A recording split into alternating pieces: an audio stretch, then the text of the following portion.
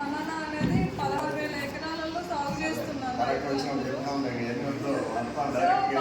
మంచి క్వాలిటీ పెంచి ఎక్స్పోర్ట్ చేసే విధంగా ఎలా ఏ పద్ధతులు పాటించాలి, ఎలా చేస్తే బాగుంటుంది అని ఎక్స్పోర్ట్ ఎలా పెంచుకోవాలి అని సలహాలు ఇవ్వడానికి ఈరోజు ముఖ్య కార్యక్రమం అండి.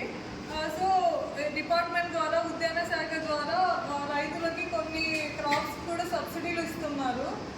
ముఖ్యంగా ఇప్పుడు నిమ్మ, చీనా, నెక్స్ట్ వచ్చేసి దానిమ్మ ఈ పంటలు వేసుకుంటే సంవత్సరానికి 30,000 సబ్సిడీ ఇస్తారు. 2 సంవత్సరాలు ఇస్తారండి.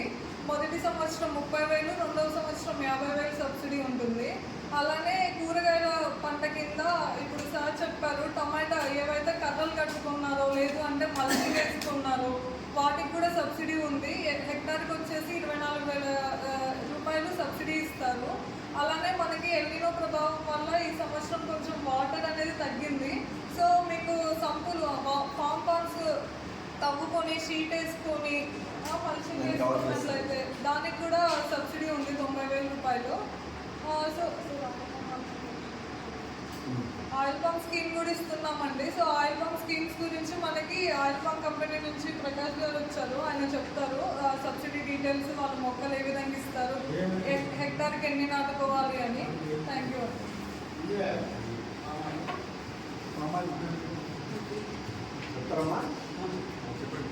ఇక్కడికి వచ్చినటువంటి రైతులందరికీ నమస్కారం అండి. నా పేరు వచ్చేసి ప్రకాష్. నేను కడప జిల్లాలో ఎంకే అగ్రిటెక్ తరఫున ఇన్ఛార్జ్గా వర్క్ చేస్తున్నాను. ఇక్కడికి రావడానికి ముఖ్య కారణం ఏంటంటే మా కంపెనీ వచ్చేసి ఆయిల్ పామ్ మొక్కలని ఫ్రీగా అందిస్తుంది. అది ఎలా అంటే ట్రైపార్ట్ అగ్రిమెంట్ అండి. అంటే మనకి గవర్నమెంట్ కంపెనీకి ఇస్తే కంపెనీ వచ్చేసి రైతులకు ఇస్తుంది. తర్వాత వచ్చేసి ఇది ఎలా ఉంటుందంటే ప్రాసెస్, మేము ఒక ఎకరాకి వచ్చేసి 50 మొక్కలు ఇస్తామండి. 50 మొక్కలు తర్వాత దానికి డిస్టెన్స్ వచ్చేసి 27 అడుగులు ఉంటుంది. వీటికి అదేవిధంగా మనం సబ్సిడీ కూడా ఇస్తుంది, అంటే గవర్నమెంట్ ఇస్తుంది సబ్సిడీ, కంపెనీ కూడా. బట్ మనకు దానికి కావాల్సింది ఏంటంటే ఒక రైతు దగ్గర నుంచి మేము తీసుకునేది, ఒకవేళ వారు ఇంట్రెస్ట్గా ఉంటే వారి పట్టాదారి passbook xerox, Aadhaar card xerox, ఒక పాస్పోర్ట్ సైజ్ ఫోటో, అదేవిధంగా బ్యాంక్ అకౌంట్ జిరాక్స్ ఉంది. ఆ 4 ఇస్తే మేము సబ్సిడీ కూడా క్లెయిమ్ అవుతుంది మీకు. అది కూడా ఎంతవరకు ఇస్తారంటే 4 సంవత్సరాల వరకు ఇస్తారు. మనకి ఇది ఆయిల్ పామ్ అనేది మనకి ప్రజెంట్ ఈరోజు రేట్ అయితే 23,860 రూపాయలు ఉంది. అదేవిధంగా నెక్స్ట్ వచ్చేసి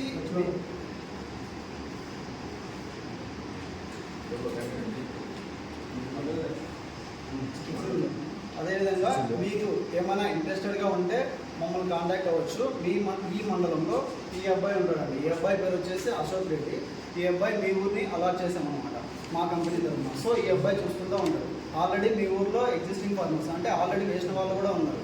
ఆయన లక్ష్మీరెడ్డి రమణారెడ్డి అనేసి ఆయన కూడా 12 ఎకరాలు వేశారు. నాగిరెడ్డి ఆయన కూడా 6 ఎకరాలు వేశారు. ఇంకా ఆయన కూడా 4 ఎకరాలు వేశారండి. మొత్తం ఇక్కడ కూడా 18 ఎకరాలు ఉంది పంపనకి. మాది ఈ మండలంలో వచ్చేసి మొత్తం 115 ఎకరాలు ఉందండి. బట్ ఒకవేళ ఇక్కడ కనుక ఒక 1000 నుంచి 1,500 ఎకరాలు కనుక మనం రీచ్ అవుతే ప్లాంట్ కూడా ఇక్కడికే సెట్ చేస్తారండి. అంటే మనం ఇక్కడ నుంచి బయటికి వెళ్ళకుండా మనం ఇక్కడే మీకు ట్రాన్స్పోర్ట్ కూడా తగ్గుతుంది. ఇంకేమైనా చెప్పాలనుకుంటున్నారా? అంతేనా? రైతులకి నమస్కారం అండి. ఆల్రెడీ ఇంతకుముందు మనము కలెక్టర్ వచ్చినప్పుడు కూడా అందరం కలిసాము. దానికి కంటిన్యూషన్గా ఈరోజు మీ గ్రామం, మీ వాళ్ళు కూడా కొంతమంది అడిగారు మా గ్రామంలో కూడా పెట్టండి మీటింగ్ అని అడగడం వల్ల మా హార్టికల్చర్ ఆఫీసర్ మళ్ళీ పెడదాం అన్నారు. మీరు అడిగినా అడగకపోయినా మేము మళ్ళీ పెడతాం. అర్థమైందా? మిమ్మల్ని ఏం వదిలేసేది లేదు. సో ఇందులో ముఖ్యంగా మనం ఏంటంటే ఈరోజు లింగాల మండలం నుంచి మనం చూసిపోయిన తర్వాత కలెక్టర్ గారు లింగాల మండలం నుంచి మనము వరల్డ్ క్లాస్ అరటి పండించాలా? అర్థమైందా? వరల్డ్ క్లాస్ అంటే టాప్ అనే బ్రాండ్ క్రియేట్, లింగాల అనే బ్రాండ్ మీద మనము ప్రపంచానికి ఇక్కడి నుంచి ఎక్స్పోర్ట్ చేయాలి. కాబట్టి దానికి కావాల్సినవి ఏమేమి చేయాలో అవి చేద్దాం అని ఆయన చెప్పడం వల్ల మనం దానికి కంటిన్యూషన్గా ఈరోజు ఒక మీటింగ్ పెట్టుకోవడం జరిగింది. ఇంకా మరి రైతులు బాగా రావాలి, యువకులు రావాలి ముఖ్యంగా. ఎందుకంటే యువకులు వస్తే వాళ్ళకి బాగా అర్థమైంది. కొంతమంది నువ్వు వ్యవసాయం ఏమే చేస్తావు పొలంలో, మంచిదే, సంతోషం. ఇక్కడ పొలంలో వ్యవసాయం గురించే కాదు, తర్వాత మార్కెటింగ్, ఎట్లా ఎక్స్పోర్ట్ పోవాలి, ఇవన్నీ ఉంటాయి. మీరు బాగా పండిస్తారు. అందులో నో డౌట్ మీరు ఛాంపియన్స్ దాంట్లో టాప్ దాన్ని ఒప్పుకుంటాం. అంటే దీన్ని ఎక్స్పోర్ట్ చేయాలంటే కొన్ని పద్ధతులు చేయాలి. అంటే పండించడం ఒకటే కాదు, తర్వాత ఫ్రూట్ కేర్ యాక్టివిటీ అంటాము, రకరకాల పద్ధతులు ఉన్నాయి. అవన్నీ డిస్కస్ చేసుకునేది అంటే ఈ ఒక్క రోజుతో డిస్కస్ చేస్తే అయిపోతుంది. అర్థమైందా? దీనికి కావాల్సింది ఏంటంటే ఫస్ట్ ఒక గ్రూప్గా ఫామ్ చేస్తుంది. FP1 farmer producer organisation, MACS mutually aided cooperative society అంటాం. కింద రిజిస్టర్ చేసి మిమ్మల్ని ఒక గ్రూప్గా తయారు చేస్తాం. లింగాల మండలంలో ఉండే అరటి రైతులు అందరూ. దీనికి గాను మీకు రకరకాల ట్రైనింగ్ ఇస్తాం. దీంట్లో భాగంగా కలకత్తా ఒక సహ్యాద్రి అనే కోఆపరేటివ్ సొసైటీ ఉంది. అంటే ఫార్మర్స్ అంతా కలిసి ఏర్పడుతున్న సంస్థ. అలాగే వెంకటేశ్వర అనేది రిటైర్డ్ మన ఇప్పుడు ఒక సెల్ ఫోన్ తీసుకుంటే మీరు చూసేదానికి వాళ్ళు చూసేదానికి తేడా ఉండదు. అర్థమైందా? వాళ్ళకి కావాల్సిన విషయ పరిజ్ఞానము వాళ్ళు దాంట్లో నుంచి తెలుసుకొని ప్రపంచానికి ఏం కావాలో చేయగలుగుతారు. ఎందుకంటే మన వాళ్ళకి నాలెడ్జ్ ఎక్కువ ఉంటే దాన్ని ముందుకు తీసుకెళ్ళేది సులభమైంది. పంట పండించే వరకు మీరు కాదు, నేను కాదని, కానీ ఇది సరిపోదు. అర్థమైందా? ఇప్పుడు చెప్తాను అంటే ఇందులో మిమ్మల్ని ఎక్కడ కానీ నేను కించపరిచినట్టు మాట్లాడడం లేదు. అర్థం చేసుకోండి. ఫస్ట్ అర్థం చేసుకోవాల్సింది ఏంటంటే ఒక క్లాసులో టీచర్ ఉంటాడు, అందరూ విద్యార్థులు ఉంటారు, అందరూ 100% పాస్ కావచ్చు కదా. 30 మార్కులు వస్తే పాస్ కావచ్చు. కాబట్టి అరటి పండించే రైతులందరూ 30 మార్కులు వస్తే మనం అందరం అరటి పండించవచ్చు, వ్యాపారం చేయొచ్చు. కానీ ఫస్ట్ క్లాస్గా చేయాలి. మన ఏరియా నుంచి బండ్లు మనకి ఏరియా ప్రాంతాలకు పోవాలంటే 60 మార్కులు రావాలి కదా. ఫస్ట్ క్లాస్లో పాస్ కావాల్సిందే. తోట ఎట్టంటే అట్ట చేస్తే కాదు. చెప్తున్నా, నేను ఎవరిని ఏమనలేదు, ఊరికి మధ్యలో ఇది చేయొచ్చు. నేను చెప్పేది ఏంటంటే 60 మార్కులు వచ్చినాయనుకో, మనం ఇండియాలో ఎక్కడికైనా మన ప్రాంతం నుంచి లోడ్లు పంపించవచ్చు. అర్థమైంది కదా. మరి అదే వరల్డ్ క్లాస్ అరటి పండ్లు మనం పండించాలి, వేరే దేశాలకు ఎక్స్పోర్ట్ చేయాలంటే దానికి కొన్ని పద్ధతులు ఉంటాయి. 60 మార్కులు సరిపోదు, 90 మార్కులు రావాలి, 100 మార్కులు కూడా రావాలి. అర్థమైందా?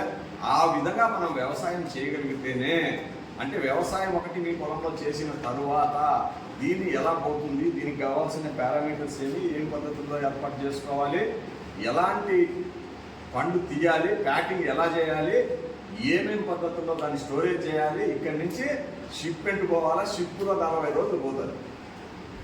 కొన్ని దేశాలకి రష్యాకి పోవాలంటే 45 రోజులు పోతుంది. అలాగే యూరప్కి ఇక్కడికి పోవాలంటే 20 రోజులు పడుతుంది. గల్ఫ్కి పోవాలంటే, దుబాయ్కి పోవాలంటే 10 రోజులు పడుతుంది కదా. ఇన్ని రోజులు పండు మన తోటలో ఎలా ఉందో అలాగా కొనేవాడికి కావాలి. మీరు ఒకవేళ ఎక్కడైనా అరటిపళ్ళు కొనుక్కోవాలనుకున్నారనుకో, ఏం చేస్తారు? పండి దగ్గరికి పోయి మంచి బ్రహ్మాండంగా సైజు ఉండేవి తీసుకుంటారు, నవనవలు ఆడేటి తీసుకుంటారు, మచ్చ లేకుండా డ్యామేజ్ లేకుండా తీసుకుంటారు కదా. మరి ఇక్కడ మనం ఇంతకుముందు మాట్లాడుకున్నట్టు కలెక్టర్ గారు వచ్చినప్పుడు కూడా చెప్పారు, మనము మహా అంటే ఎంత అమ్ముతున్నాం? 20 రూపాయలు, 22 రూపాయలు, లేకపోతే పన్ను అమ్ముకుంటా ఉన్నాం, అంతతో అయిపోయింది మన కథ.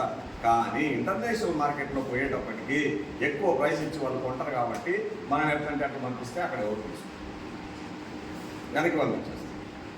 ఈవెన్ చైనాలో కూడా పంపించినారు కదా. చైనాకి పంపిస్తే మన మిరపకాయలు అన్ని పురుగు మందులు అవశేషాలు అయిపోయి ఎవరికి నష్టం? మనకే నష్టం. కాబట్టి వాడు ఎవడైతే కొంటా ఉన్నాడో ఆ కన్సూమర్కు ఎట్లా ఇష్టమో అట్లా మనం పండించాలంటే మన ఇండియాలో పండించే పద్ధతి వేరే ఉంటుంది.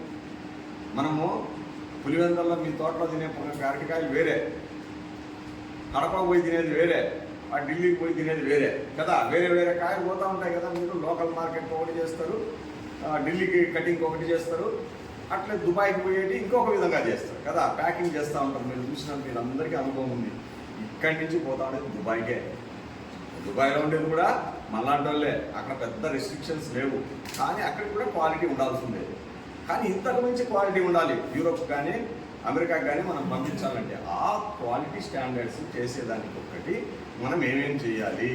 అందరూ ఒకరిగా చేస్తే సరిపోదు, సమిష్టిగా చేయాలి. సమిష్టిగా చేసినప్పుడు మాత్రమే మనం కంటైనర్లు లోడ్లు పంపించే అవకాశం ఉంటుంది. దీనికి కావాల్సిన ఇన్ఫ్రాస్ట్రక్చర్ ఏమేమి కావాలో అవన్నీ మనం ఏర్పాటు చేసుకోవాలి. ఈ పద్ధతులు ఏమున్నాయో అవి తెలుసుకోవాలి. స్కిల్ డెవలప్మెంట్ అంటాం, మీకు ఫ్రూట్ కేర్ యాక్టివిటీ అంటాం. అంటే మీరు ఇప్పటివరకు ఏం చేస్తూ ఉన్నారు? మంచిగా వ్యవసాయం చేస్తున్నారు, మంచి ఎరువులు పెడతా ఉన్నారు, మంచి గెల బాగా సైజు తీస్తూ ఉన్నారు, దాన్ని వ్యాపారస్తులను తీసుకోబోతాం. అట్లా చేస్తే కాదు. ఇప్పుడు క్వాలిటీ ఇంప్రూవ్మెంట్ ఉండాలి. ఒక చిన్న గీడ మరక కూడా ఉండకూడదు ఎక్స్పోర్ట్ చేసేదానికి. సో అలాంటి క్వాలిటీ తీసుకురావాలా. సైజు 24 సెంటీమీటర్లు పొడుగు ఉండాలా, 2.5 ఇంచులు వెడల్పు ఉండాలా, సైజు ఉండాలా. ఇట్లాంటి కాయలు మాత్రమే అలౌ చేస్తాం. కాబట్టి ఆ సైజు వచ్చేదానికి ఏం చేయాలి? ఒకవేళ చిన్న మచ్చలు, ట్రిప్స్, డ్యామేజ్, మరకలు, గీతలు ఇవన్నీ ఉండకూడదు. అవన్నీ ఉండకుండా ఉండడానికి ఏం చేయాలి? ఇవన్నీ పద్ధతులు మీకు నేర్పించాల్సింది వస్తుంది. అర్థమైందా? ఇప్పుడు ఆ ఎక్స్పోర్ట్ అంటే అందరూ ఎక్స్పోర్ట్ చేయలేరు. నేను ప్రతి ఒక్కరు ఎక్స్పోర్ట్ చేశానంటే కాదు. ఎందుకంటే ఆ తోటలో చేయాల్సిన పద్ధతులు చేయాలి. కోసిన తర్వాత ఏం చేయాలో చేయాలి. పొయ్యక ముందు గెలొచ్చేటప్పుడు, గెలొచ్చిన తర్వాత గెల వచ్చినప్పటి నుంచి కటింగ్ చేసినప్పటి నుంచి మన కంటైనర్లోకి పోయి చిప్పులోకి పోయేంత వరకు మనం ఏమి కాదు అవి చేయాలి. అంతే కదా? లేకపోతే మనం అందరం ఇప్పటి వరకు ఏం చేస్తున్నాం? ఆ పద్ధతులన్నీ ఏం లేవు కదా మన దగ్గర. ఎవడో వ్యాపారస్తుడు వస్తాడు, మీ తోటలో సరుకు బాగుందంటే రేట్ మాట్లాడుకుంటాడు, ఆ బండి తెచ్చుకుంటాడు, వాడే కట్ చేసుకొని డిప్ చేసేసుకొని బాక్స్లో పెట్టుకొని వెళ్ళిపోతాడు. అవతల తర్వాత మీకేం తెలియదు కదా. కాబట్టి మనకు వచ్చేది ఏంటో వాడికి అన్నీ చూసుకొని ఎక్స్పోర్ట్కి ఎంత ఖర్చులు అయితే చూసుకొని వాడు లాభం పెట్టుకొని మనకి ఇచ్చేది మనకి ఇస్తాడు. అలా కాకుండా ఇవన్నీ మనమే చేయగలిగితే ఒక లింగాల అనే బ్రాండ్ ఏర్పడుతుంది. దీన్ని ప్రపంచ స్థాయికి తీసుకెళ్ళచ్చు. అది ఎప్పుడు సాధ్యమవుతుందంటే మనం బాగా ట్రైనప్ కావాలి ఈ పద్ధతిలో.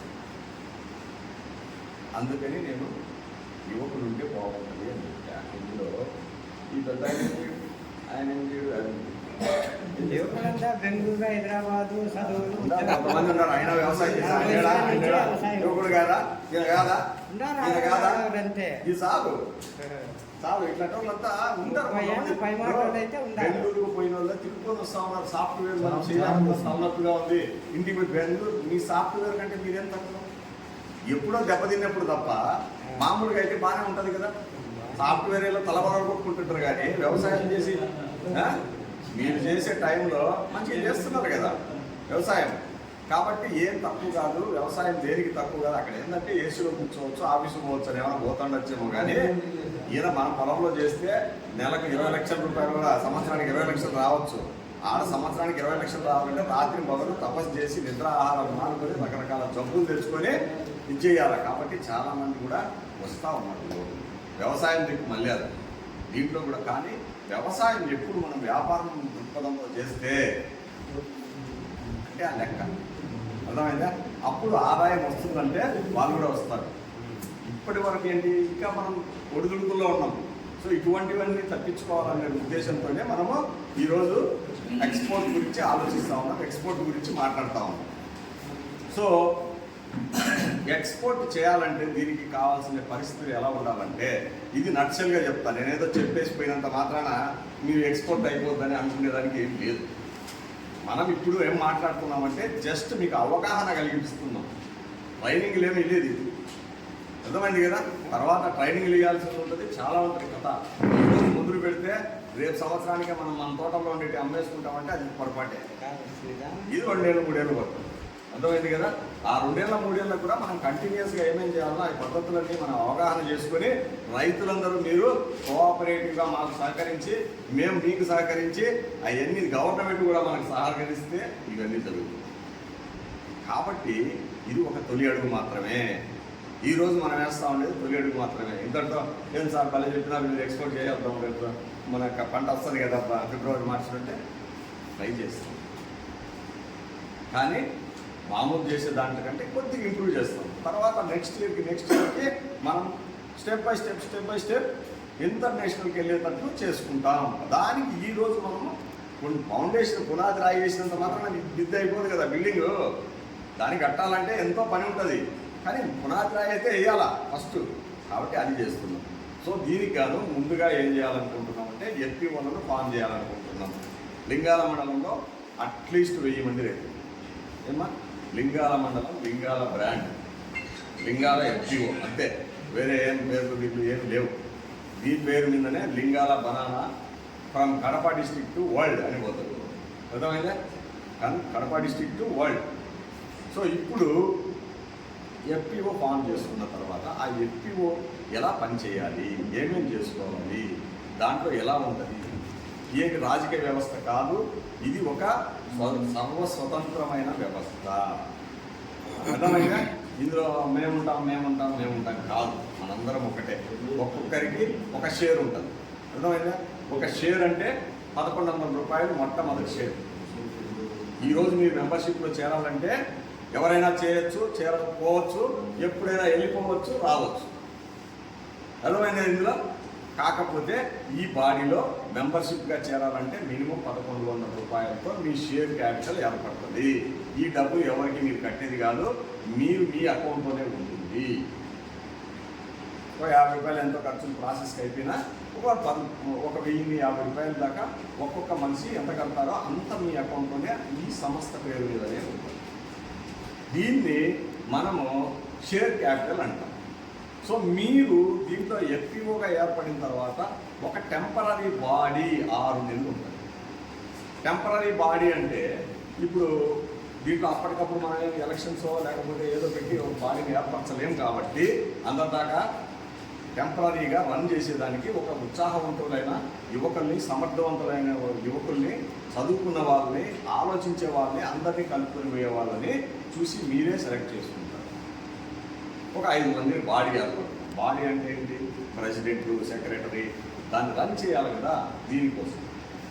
అది ఏర్పరచుకున్నాక 1 ఇయర్ తర్వాత మళ్ళీ మీరే సంవత్సరానికి యాన్యువల్ జనరల్ బాడీ మీటింగ్ అని జరుగుతుంది. అప్పుడు మీరే ఎలక్షన్ చేసుకుంటారు. మీరందరూ సమావేశం అవుతారు. ప్రతి నెల మీ అందరూ వచ్చి ఇక్కడ కూర్చొని మాట్లాడుకునేది ఏమి ఉండదు. ఈ బాడీ మాత్రం నిర్ణయాలు తీసుకొని నెల నెల ఏం పనులు చేయాలి, ఎలా ముందుకు తీసుకెళ్ళాలి, ఏమేమి చేయాలి అనేది ఆలోచించి చేస్తారు. సంవత్సరంలో ఒక్కసారిగా కూర్చున్నప్పుడు బాడీలో ఒక 30% మందిని మనం మార్చుకోవచ్చు.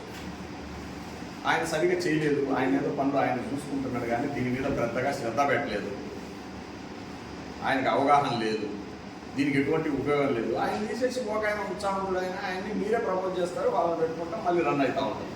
ఇది బాడీ కంటిన్యూ అవుతుంది. ఇది బాడీ గురించి. దీని ద్వారా ఏమేమి విషయాలు చేయొచ్చు అంటే ఫస్ట్ ఇన్పుట్ బిజినెస్ అంటారు. మీరు ఇది వ్యాపార సంస్థ. అర్థమైందా? రైతుల చేత ఏర్పడిన రైతు వ్యాపార సంస్థ, మ్యూచువల్లీ ఎయిడెడ్ కోఆపరేటివ్, ఒకరికొకరు సహకారం అందించుకొని కోఆపరేషన్తో ముందుకెళ్లే సంస్థ. అర్థమైంది కదా? ఇప్పుడు దీంట్లో అన్ని రకాల వ్యాపారాలు మీరు చేయొచ్చు. ఈ వ్యాపారంలో మొట్టమొదటిగా రైతులకి కావాల్సిన వ్యాపారం ఏంటి? ఇన్పుట్ సబ్సిడీ అంటాం. ఇన్పుట్ సబ్సిడీ కాదు, ఇన్పుట్ బిజినెస్. ఇన్పుట్ బిజినెస్ అంటే ఏంటి? మీ వ్యవసాయానికి కావాల్సిన, అవసరానికి కావాల్సినటువంటి అన్ని రకాల వస్తువుల్ని మీరు ఈ సంస్థ ద్వారా మీ రైతులకు మీరు ఇచ్చుకోవచ్చు. అర్థమైందా? అంటే ఏంటి అవసరాలు మీకు? పురుగు మందులో, మొక్కలో, లేకపోతే మల్చింగ్ షీట్లో, లేకపోతే ఎరువులో, ఏదైనా అవసరమే కదా పంట పండించేదానికి. కావాల్సిన దానిలో మీరు పోయి ఇప్పటి వరకు ఉండే సంప్రదాయాలు ఏంటి? పులివెందులకు పోయి తెచ్చుకుంటారో, లేకపోతే వాళ్ళే వచ్చి మీకు ఇక్కడ ఇస్తారో, ఏదో ఒకటి చేస్తారు. సో ఈ విధంగా చేసేటప్పుడు ఏమైందంటే మీకు వాళ్ళకి ఎక్కువ మార్జిన్లు పెట్టుకొని ఇస్తారు. అంతే కదా? బిజినెస్ అంటే బిజినెస్సే. వాడు ఊరికేం చేయడు, 30% ఎంత పెట్టుకుంటాడు కదా, ఇంకా ఎక్కువ కూడా అవుతుంది. ఎందుకంటే మనకేది ఒకటి అవసరం అయితే 4 ఇస్తాడు. ఎందుకంటే అది బిజినెస్. దాంట్లో 10 రూపాయలు వస్తే వానికి ఎక్కువ వస్తుంది. సో అట్లాంటి అవసరం కూడా మీరే ఏర్పరచుకొని ఒక సంస్థ, ఇక్కడ ఒక షాప్ మాదిరి పెట్టుకుంటారు. దీంట్లో పెట్టుకుంటే మీ రైతులకు కావాల్సిన వస్తువులు దీంట్లో కొన్నారంటే ఆ డీలర్షిప్లు, అవన్నీ లైసెన్సులు మీకు మేము ఇప్పిస్తాం. అర్థమైంది కదా? ఈ లైసెన్స్లన్నీ ఇచ్చినప్పుడు ఈ బాడీలో ఒక షాప్ పెట్టుకుంటారు. ఒక మనిషి CEO అని ఉంటాడు. అంటే అతను ఎంప్లాయీ, మీ ఎంప్లాయీ. ఇవన్నీ చూసుకునేదానికి ఈ రికార్డు రాసేటి ఇవన్నీ మీకు అర్థం కావు కాబట్టి, అందరికీ మీకు టైం ఉండదు కాబట్టి, అర్థమైన కాబట్టి ఈ రికార్డు మెయింటెనెన్స్కు, దీన్ని రోజు చేసే కార్యక్రమాలని నిర్వహించేదానికి ఒక CEO అనేవాడితో మనం పెట్టుకుంటాం. అతను ఒక చదువుకున్న అగ్రికల్చర్ గ్రాడ్యుయేట్ అయినా కావచ్చు, ఎక్కడైనా అనుభవం ఉన్నటువంటి MBA క్యాండిడేట్ కానీ మీరే పెట్టుకుంటారు. అర్థమైందా? సో ఈయన దాన్ని మీకు నెల నెల మీటింగ్ జరిపేదానికి, రికార్డులు మెయింటైన్ చేసేదానికి, లైసెన్సులు తీసుకునేదానికి, వస్తువులు తెప్పించేదానికి, బిల్లులు రైజ్ చేసేదానికి అన్నీ వాళ్ళు చూసుకుంటారు.